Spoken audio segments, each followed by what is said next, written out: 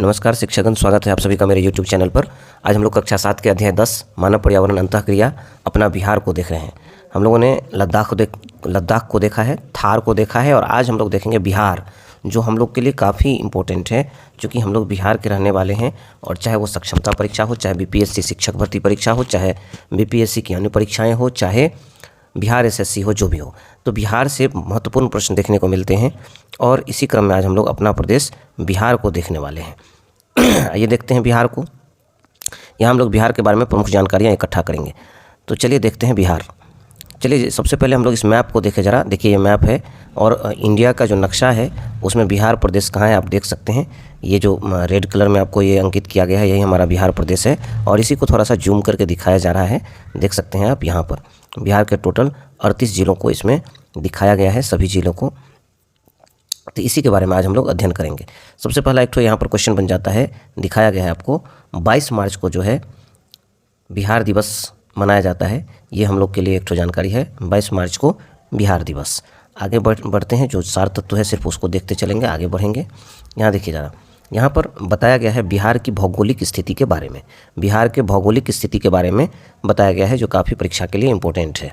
अब आइए बिहार की भौगोलिक स्थिति को देखते हैं। इस क्रम में दिया हुआ है कि बिहार राज्य मध्य गंगा के मैदान में स्थित है। पहला क्वेश्चन हो गया, बिहार राज्य मध्य गंगा के मैदान में स्थित है, जिसके उत्तर में नेपाल हिमालय, दक्षिण में प्रायद्वीपीय पठार है। तो उत्तर में जो है वो नेपाल हिमालय है और दक्षिण में प्रायद्वीपीय पठार है। इस प्रदेश के मैदान में गंगा पश्चिम से पूर्व की ओर बहती है। अब यहाँ भी हो जाएगा कि बिहार में जो है गंगा किस दिशा से किस दिशा में बहती है।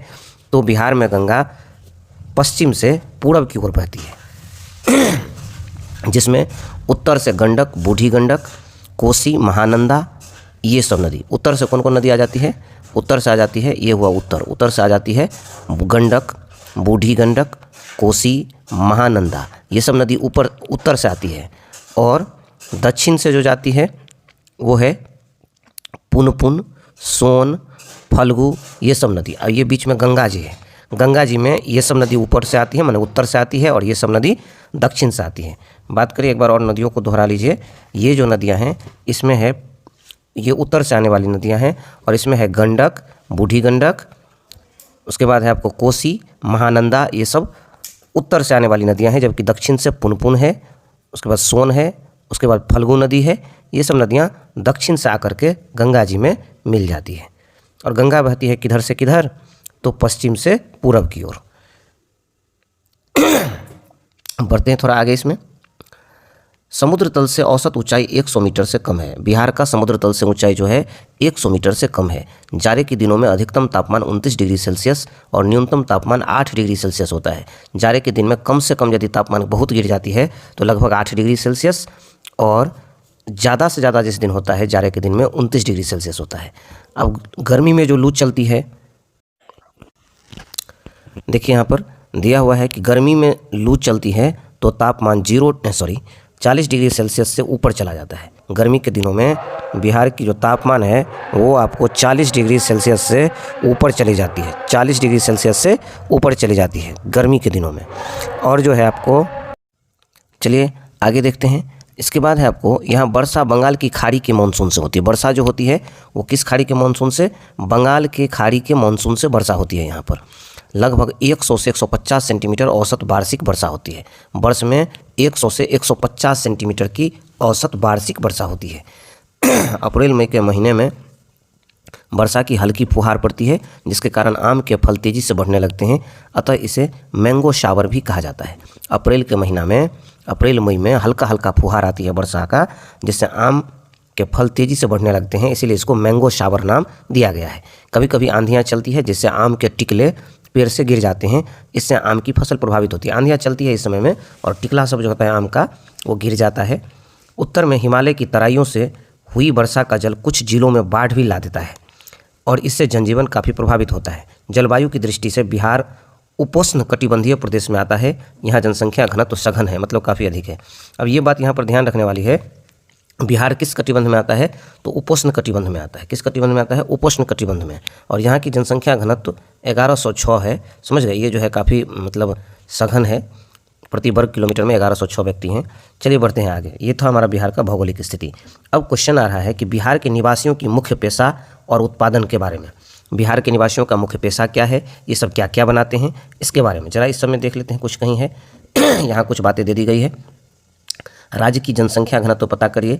तो बिहार राज्य का 2011 के जनगणना के अनुसार जो जनसंख्या घनत्व है वो यहाँ देख सकते हैं आप 1106 व्यक्ति प्रति वर्ग किलोमीटर है। उसके बाद है आपको ये और पूछ रहा है अपने जिला की जनसंख्या घनत्व। तो आप अपने अपने जिला का नेट से आप देख सकते हैं। वैसे मधुबनी जिला का जो है वो जनसंख्या घनत्व है 1282 व्यक्ति प्रति वर्ग किलोमीटर।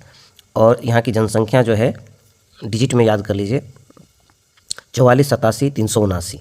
उसके बाद आपको एरिया जो है यहाँ का 3501 स्क्वायर किलोमीटर। यहाँ पर दिख नहीं रहा आपको 3501 है, 2501 नहीं है, 3501 स्क्वायर किलोमीटर है यहाँ का एरिया।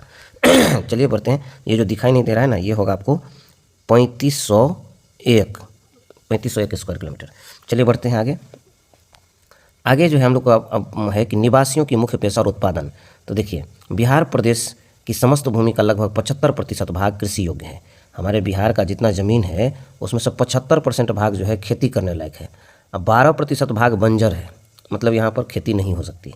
उत्तर की ओर तराई में स्थित एकाध जिलों और दक्षिण पूर्व में एकाध जिलों को छोड़कर अन्य भाग में वनों का अभाव है। कृषि मुख्यतः मानसून पर ही आधारित है। यह कृषि प्रधान राज्य है और यहाँ के लोगों का मुख्य व्यवसाय भी कृषि है। यहाँ धान प्रमुख फसल के रूप में होता है, ये भी ध्यान रखना है, धान यहाँ का प्रमुख फसल है।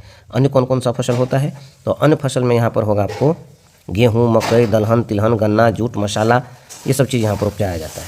मुख्य रूप से धान है, उसके बाद गेहूँ, मकई, दलहन, तिलहन, गन्ना, जूट, मसाला, ये सब भी होता है। अब आगे बढ़िए। दिया हुआ है यहाँ पर आपको उत्तर बिहार के कुछ जिलों में तंबाकू, केले, लीची, पान की खेती खूब होती है।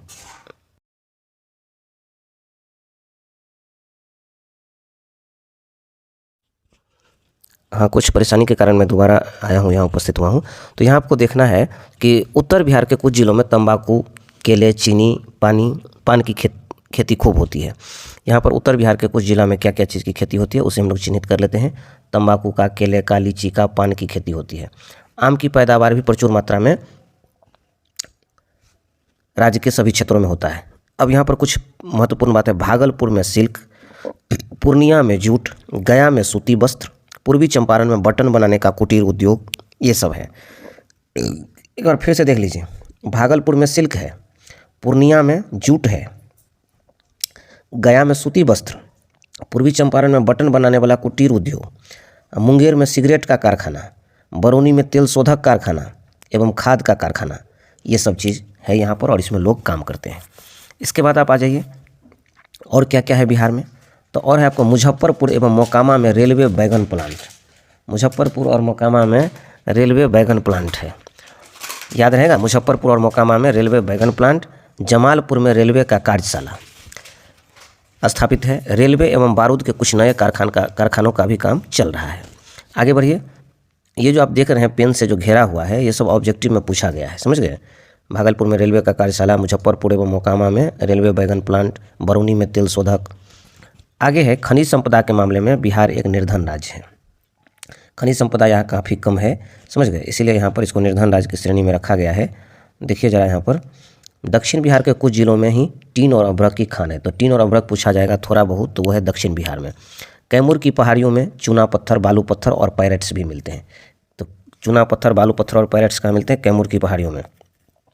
तो ये यहाँ का था जो कुछ खनिज हैं और लोगों को काम करने का उद्योग धंधा है, इससे रिलेटेड बातें। अब थोड़ा सा इसको ज़रा गौर से देख लीजिए। ये दिया हुआ है 22 मार्च 1912 को बिहार राज्य की स्थापना हुई थी। इसी दिन को बिहार दिवस के रूप में प्रतिवर्ष मनाया जाता है। 22 मार्च 1912 को बिहार की स्थापना हुई थी, इसलिए 22 मार्च को प्रतिवर्ष बिहार दिवस मनाया जाता है। चलिए बढ़ते हैं। अब हम लोग को जानना है बिहार की जीवन शैली के बारे में।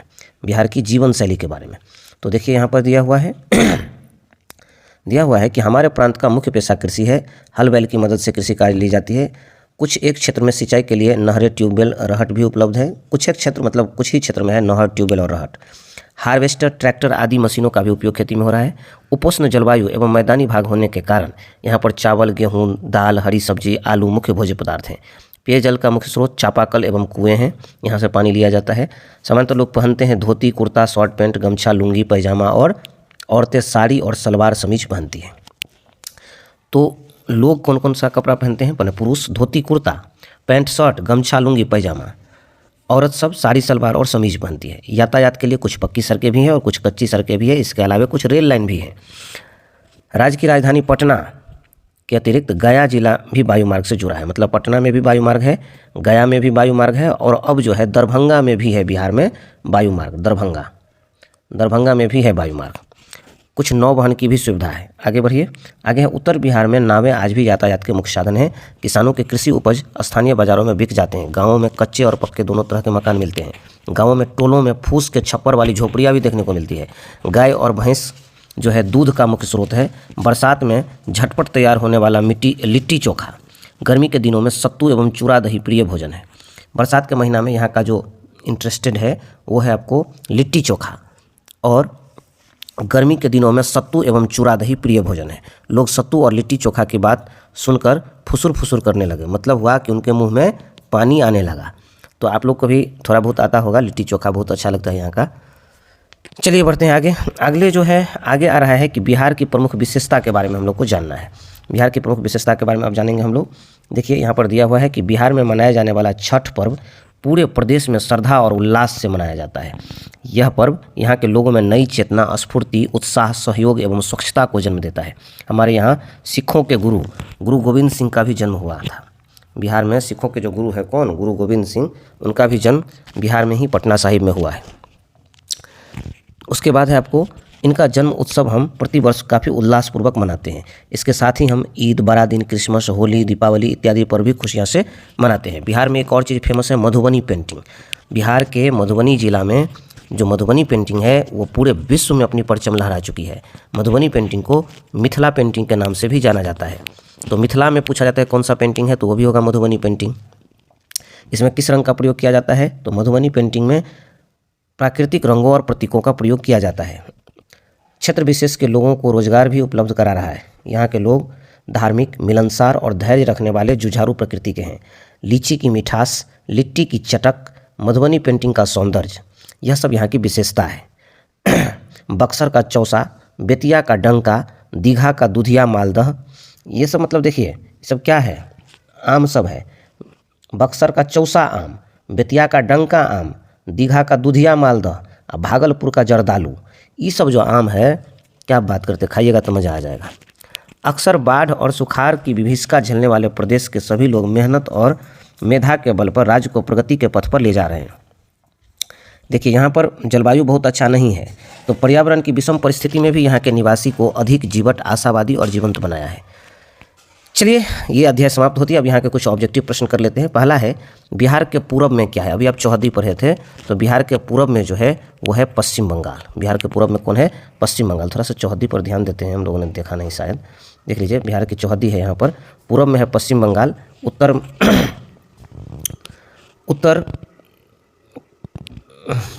उत्तर में नेपाल, समझ गए, दक्षिण में झारखंड, समझ गए, ऐसे देख लीजिए। उत्तर में नेपाल, दक्षिण में झारखंड, पूरब में पश्चिम बंगाल और पश्चिम में उत्तर प्रदेश, समझ गए। ये इसकी चौहद्दी है। तो पूरब में पूछा था, तो पूरब में क्या हो जाएगा? पश्चिम बंगाल। पूरब में हो जाएगा पश्चिम बंगाल ऑब्जेक्टिव में। देखिए बिहार के पूरब में क्या होगा? पश्चिम बंगाल। दूसरा क्वेश्चन है मधुबनी पेंटिंग जुड़ी है। अब ये पढ़े हम लोग मिथिला क्षेत्र में। मधुबनी पेंटिंग जो जुड़ी है वो किस क्षेत्र में है? मिथिला में। देखिए मिथिला में है ना, तो इसका उत्तर हो जाएगा आपको यहाँ से उत्तर हो जाएगा मधुबनी पेंटिंग के लिए मिथिला क्षेत्र में। आगे बढ़िए। अगला क्वेश्चन है जमालपुर में अवस्थित है। अभी हम लोग पढ़े रेलवे कार्यशाला है, जमालपुर में रेलवे कार्यशाला है। मिलान कर लीजिए। चूना पत्थर जो मिलता है वो कैमूर की पहाड़ियों में मिलता है। रेलवे बैगन प्लांट जो बन रहा है वो मोकामा में बन रहा है। जर्दालू आम भागलपुर में मिलता है। तेल शोधक कारखाना बरौनी में है। और इस तरह से हमारा ये अध्याय समाप्त होता है। मिलते हैं कल अगले अध्याय के साथ, तब तक के लिए शुभ रात्रि।